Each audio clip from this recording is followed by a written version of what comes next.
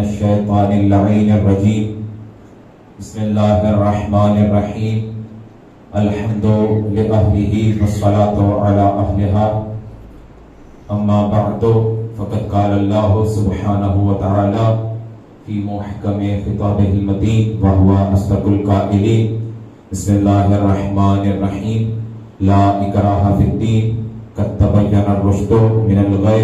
صلوات پڑھ لیجیے محمد.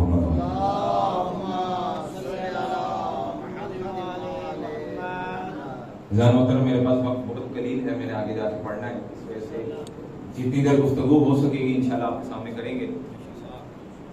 بہت سرعت کے ساتھ اپنی کچھ گزارشات آپ کے سامنے بیان فرمائیں گے. پروردگار عالم ارشاد فرماتا ہے بسم اللہ الرحمن الرحیم لا اکراہ فی الدین. دین میں کوئی جبر اور زبردستی نہیں ہے.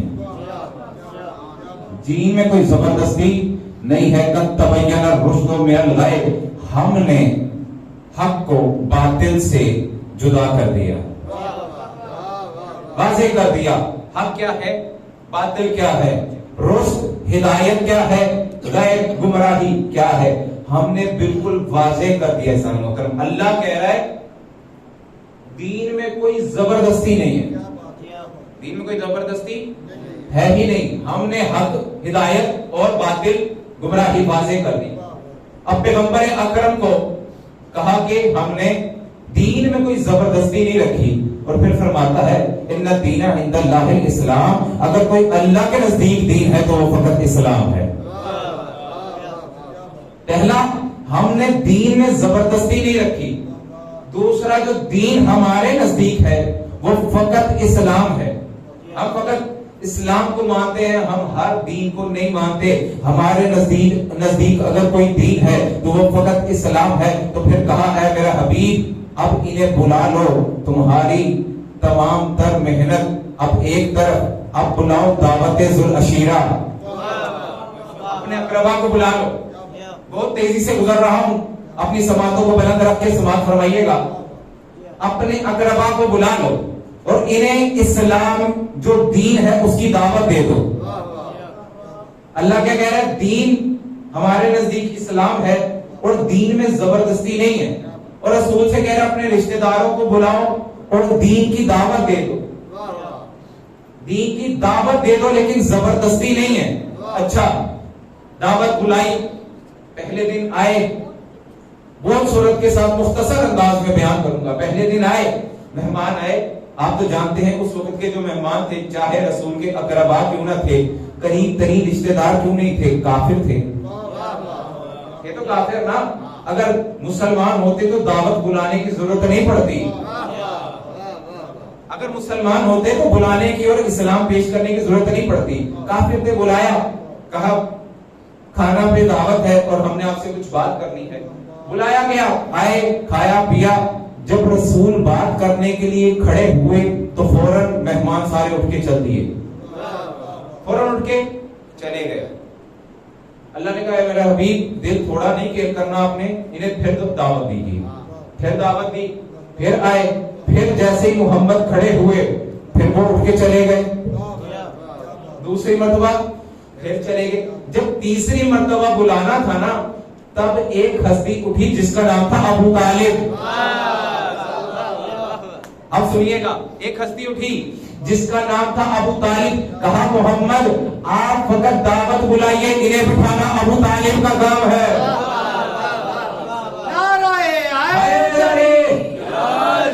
آپ صرف دعوت بلائیے, انہیں بٹھانا ابو طالب کا کام ہے.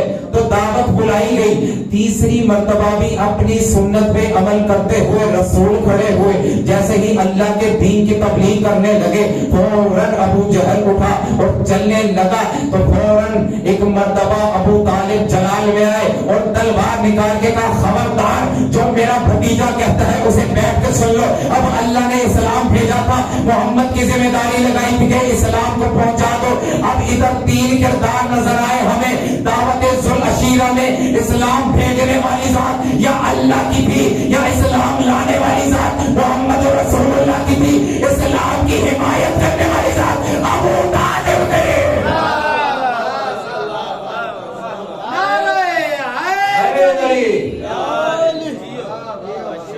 اسلام کی حمایت کرنے والی ذات سب سے پہلی ابو طالب تھی. فرمایا لا اکراہ فی الدین, دین میں کوئی جبر نہیں ہے, دین میں کوئی زبردستی نہیں ہے. اب دین اسلام کی دعوت دی گئی, انسان محترم, دین اسلام کی دعوت دی گئی, پہلی حمایت کرنے والی ذات ابو طالب ہے. اسی ابو طالب کو جو رسالت اور اسلام کی حمایت کرتا رہا آج دنیا کافر کہتی ہے. تیزی سے مسائل حل کر کے ہم نے گزرنے ہیں, ٹھیک ہے, آج چونکہ وقت بہت کم ہے تو ساتھ ساتھ چلتے رہیے گا, تیزی سے گزر جائیں گے. آج دنیا انہیں کافر کہتی ہے. اچھا, ہم آج ایک مثال سے مسئلہ حل کر دیتے ہیں جو مشہور بھی ہے کہ رسول اکرم کس کے پاس پرورش پاتے رہے؟ حضرت کس کے گھر کا کھاتے رہے؟ حضرت ابو طالب کے گھر کا. تو آج مسئلہ حل ہو جائے, ساتھ ہے نا. اگر آپ کا بزنس پارٹنر ہو کوئی, وہ کافر, آپ کو اپنے گھر دعوت پہ بلائے, خود اپنے ہاتھوں سے بکرا ذبح کرے, بہترین بھونے روسٹ کرے, آپ کے سامنے رکھ دے, بکرا کھا لیں گے؟ کیوں نہیں کھائیں گے؟ کافر ہے. تو کیا ہوا؟ کافر کا ذبیحہ حرام ہے, کافر کا کٹا ہوا حرام ہے. اچھا جی, کافر کا کٹا ہوا حرام ہے, کافر کا ذبیحہ آپ کھا سکتے نہیں. آپ ہیں مسلمان, اسلام ماننے والے ہیں, اسلام لانے والے نہیں ہیں. آپ اسلام کو فقط ماننے والے ہیں, اسلام لانے والے نہیں ہیں. آپ کو تو اتنی عقل ہے کہ کافر کا ذبیحہ نہیں کھاتے, تو اتنے سال جو محمد ابو طالب کا کھاتا رہا, بتاؤ اسے نہیں پتا تھا کافر کا کھایا نہیں جاتا.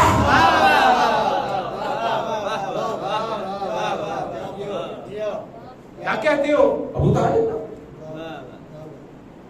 کہا لا اکراہ فی الدین, دین میں کوئی جبر نہیں ہے, دین میں کوئی زبردستی نہیں ہے. اچھا, اس کی ہم مثالیں پیش کریں گے. دین میں کوئی زبردستی نہیں ہے. فتح مکہ کا موقع آیا, رسول اکرم کیا کر کے چلے؟ اپنا لشکر لے کے چلے, اور جیسے ہی مکہ کے کنارے پہنچے تو مکہ کی پہاڑیاں تھیں اونچی اونچی. تو روایت کہتی ہے اس وقت دو ہستیاں تھیں پہاڑی پہ کھڑی دیکھ رہی تھی. ایک کا نام ہے ابو سفیان بنو امیہ سے, اور دوسری ہستی حضرت عباس, حضرت رسول اللہ کے چچا حضرت عباس. دونوں کھڑی دیکھ رہی تھی. اب فرق سنیے گا, دونوں کھڑی دیکھ رہی تھی. ایک مرتبہ جیسے ہی ابو سفیان نے دیکھا کہ محمد اتنا بڑا لشکر لے کے آ رہے ہیں, فوراً عباس سے کہنے لگا کہ دیکھو تمہارے بھتیجے نے بہت بڑی حکومت بنا لی ہے. کیا کہا؟ تمہارے بھتیجے نے بہت بڑی حکومت بنا لی ہے, بہت بڑی حکومت بنا لی ہے. فوراً اب سنیے گا, حضرت عباس روایت کہتی ہے بالکل بغل میں کھڑے تھے. ایک مرتبہ کوہنی مار کے کہا, اور بدبخت سن ذرا اور سمجھ ذرا, میرے بھتیجے نے حکومت نہیں بنائی, یہ کوئی محمد کی حکومت نہیں, محمد کی رسالت بول رہی ہے. اللہ نے کہا ہے لا اکراہ فی الدین. اگر یہ حکومت ہوتی تو محمد تلوار سے بنواتا نظر آتا. یہ محمد کی حکومت نہیں, محمد کی رسالت ہے. اسی وجہ سے تو پتھر کھا کے بھی اس بڑھیا کا جب طبیعت خراب ہوئی محمد پوچھتا نظر آیا, بتلا تیری طبیعت کیوں خراب ہے. واقعہ تو سب نے سنا ہوا ہے نا. دین میں کوئی زبردستی نہیں ہے. دین پھیلا ہے نرمی کے ساتھ, اخلاق کے ساتھ. دین پھیلا ہے اخلاق کے ساتھ, نرمی کے ساتھ. یہی تو وجہ تھی کہ حسین نے جب مدینہ چھوڑا تو تلوار نہیں دکھلائی, اخلاق سے بتلاتے رہے کہ میں نواسہ پیغمبر ہوں, اور کیا ہے اسلام پہ آج حرف آ رہا ہے, نکل آؤ. لیکن کوئی نہیں نکلا. عزیزان محترم, ایک مثال یہ دیتے ہیں, اگر تو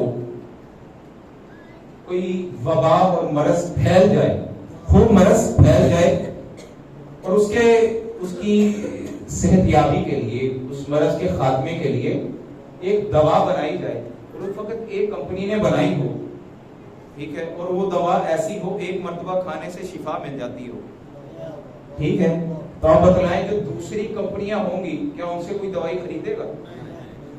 کوئی دوائی خریدے گا؟ خریدے گا؟ نہیں خریدے گا، ان سے کوئی دوائی نہیں خریدے گا۔ پھر وہ کیا کرتے ہیں؟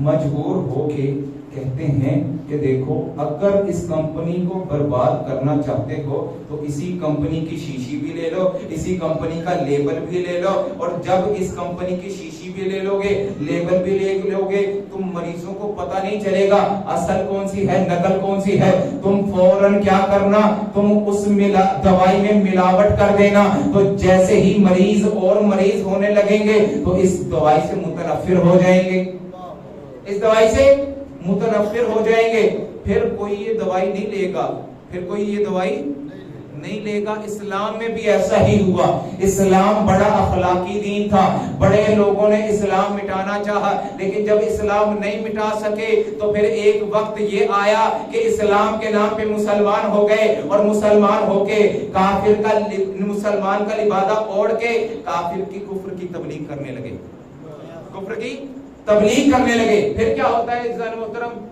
وہ دوائی تیار ہو گئی، مارکیٹ میں آ گئی، مارکیٹ میں آئی تو کہا جی دوائی کھائیں، جیسے ہی مریضوں نے دوائی کھائی، جیسے ہی مریضوں نے دوائی کھائی تو ان کا مرض اور بڑھنے لگا۔ اب سنیے گا، توجہ آپ کا تعلیم آپ کی ادھر ادھر نہ دیکھیے گا، بس بالکل مریضوں کا مرض بڑھنے لگا، مریضوں کا مرض بڑھنے لگا، تو اب مریضوں کو تو بڑا برا لگنے لگا، سب مریضوں کو بڑا برا لگنے لگا کہ بھئی پہلے یہی دوائی جو شفا عطا کرتی تھی اب تو باعث ہلاکت ہو گئی ہے، یہی جو شفا دیا کرتی تھی اب یہ ہمارے مرض میں اضافہ کر رہی ہے۔ بہت برا لگا، سب مریضوں کو بہت برا لگا، لیکن کسی مریض نے اٹھ کے وہ جو نقلی کمپنیاں تھیں ان کے خلاف کیس نہیں کیا، ان کے خلاف کیس نہیں کیا، کوئی بھی مریض نہیں اٹھا کہ بھئی ہمارا مرض بڑھنے لگا ہے اس دوائی کی وجہ سے اسے بند کیا جائے، کوئی مریض نہیں اٹھا۔ ہاں اگر کوئی اٹھا تو اس خالص دوائی کی کمپنی والے اٹھے، فوراً کھڑے ہو گئے، بھئی ہماری کمپنی کا نام بدنام کر رہے ہیں، بھئی کوئی مریض نہیں اٹھا، حالانکہ انہیں بھی برا لگ رہا تھا، برا کمپنی والوں کو بھی لگ رہا تھا، لیکن کوئی مریض نہیں اٹھا۔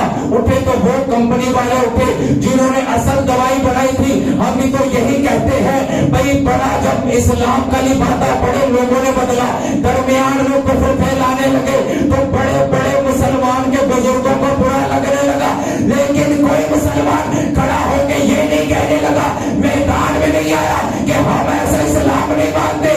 اگر کوئی میدان میں آیا تو فقط وہ آیا جس کا نانا اسلام لے کے آیا تھا۔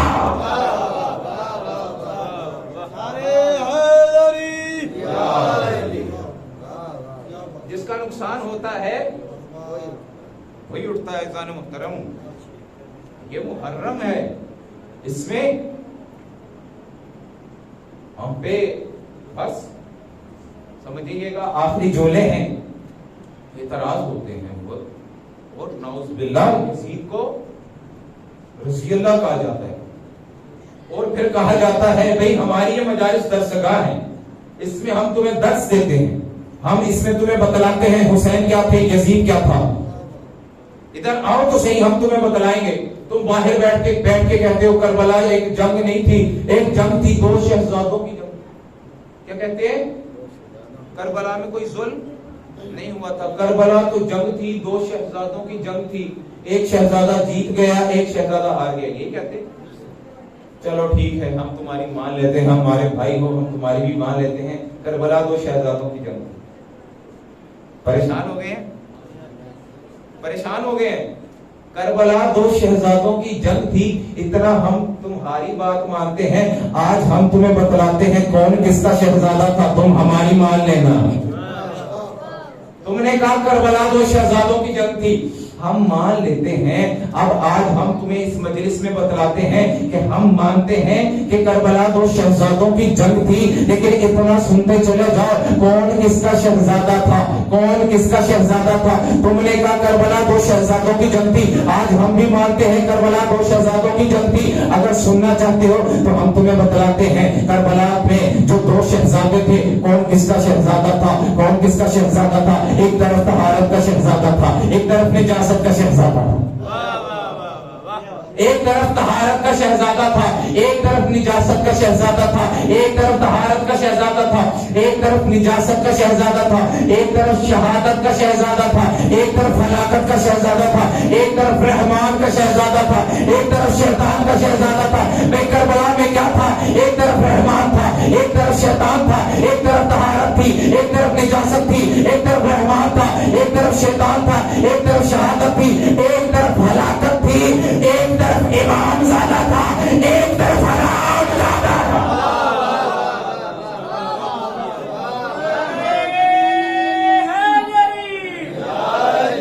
تم کہتے ہو کربلا 2 شہزادوں کی جنگ تھی, ہم بھی مانتے ہیں 2 شہزادے تھے, لیکن تھے کیسے.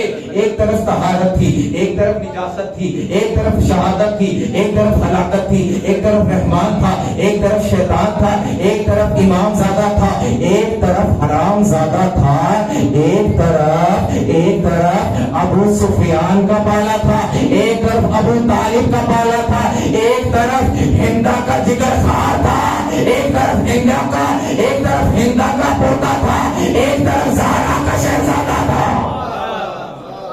تم کیا کہتے ہو, کربلا جنگ تھی, ٹھیک ہے ہم مان لیتے ہیں, لیکن ہماری بھی مان لو. لیکن کبھی یزید کو رضی اللہ مت کہو, یزید کو رضی اللہ مت کہو. ہم تمہیں بتلاتے ہیں اگر برتن میں آپ دودھ لیں, آپ اگر ایک برتن میں دودھ لینا چاہیں, بتائیں اس برتن کی خصوصیت کیا ہونی چاہیے. پاک صاف ہو, دونوں صفتیں ہونی چاہیے. اگر پاک تو صاف نہ ہو ڈلوا لیں گے نہیں. نجس ہو لیکن صاف ستھرا ہو ڈلوا لیں گے نہیں ڈلوائیں گے. مطلب ہر مظروف ہر کسی ظرف میں نہیں آ جاتا. اب سنیے گا, امام صادق علیہ الصلوۃ والسلام کے پاس ایک بندہ آیا اور کہنے لگا یبن رسول اللہ, کیا اللہ کے پاس اتنی طاقت ہے کہ اس پوری کائنات کو ایک انڈے میں بند کر دے. اب سنیے گا, خدا نہ سنیے گا, کیا اللہ کے پاس اتنی طاقت ہے کہ ایک انڈے میں پوری کائنات کو بند کر دے. تو کوئی اور ہوتا تو دنگ رہ جاتا, بھئی کیا سوال کیا, انڈا اتنا سا اور کائنات اتنی بڑی جس کی ہم ابھی تک کناروں تک تہوں تک نہیں پہنچ سکے, تم کیا بات کرتے ہو انڈا اتنا سا. لیکن وہ تھے جو مشکل کشا کا بھی بیٹا ہے, مشکل کشا کا بیٹا ہے, اس کے لیے کوئی چیز مشکل نہیں. کیا خوبصورت جواب دیا فرزند رسول نے, فرمایا ہاں اللہ کے پاس اتنی طاقت ہے کہ وہ پوری کائنات کو ایک انڈے میں بند کر دے, لیکن ایک انڈے میں اتنی طاقت نہیں کہ پوری کائنات کو اپنے اندر سما سکے. ہم بھی تو یہ کہتے ہیں کہ اللہ کے پاس اتنی طاقت ہے کہ یزید کو رضی اللہ بنا سکے, لیکن یزید میں اتنی طاقت نہیں کہ وہ رضی اللہ بن سکے.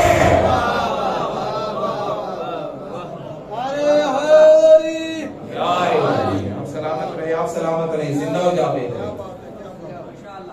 یزید میں اتنی طہارت نہیں ہے, اتنی قابلیت نہیں ہے. امام حسن فرماتے ہیں اِنَّا لِقَتْلِ الْحُسَيْنِ حَرَارَةً فِي قُلُوبِ الْمُؤْمِنِينَ لَا تَبْرَدُ أَبَدًا. قتل حسین کی وجہ سے مومنوں کے قلوب میں وہ گرمی ہے جو کبھی ٹھنڈی نہیں ہوگی.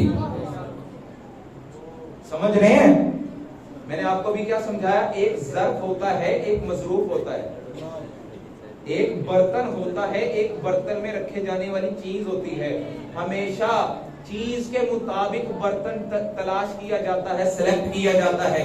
اگر کوئی چیز بہت اچھی ہو, بڑی پائیدار ہو, اس کے مطابق اس کی کیسے بھی ڈھونڈی جاتی ہے. اب مجھے بتلائیں, اگر آپ کے پاس ایک ہیرا ہو تو آپ اسے کسی پتیلے میں رکھ کے آپ کہیں کہ ہم نے یہاں رکھ دیں گے, ایک بڑا بیش قیمتی ہیرا ہو، پتیلی میں آپ کے میں نے یہاں رکھ دینا ہے، رکھ سکتے ہیں؟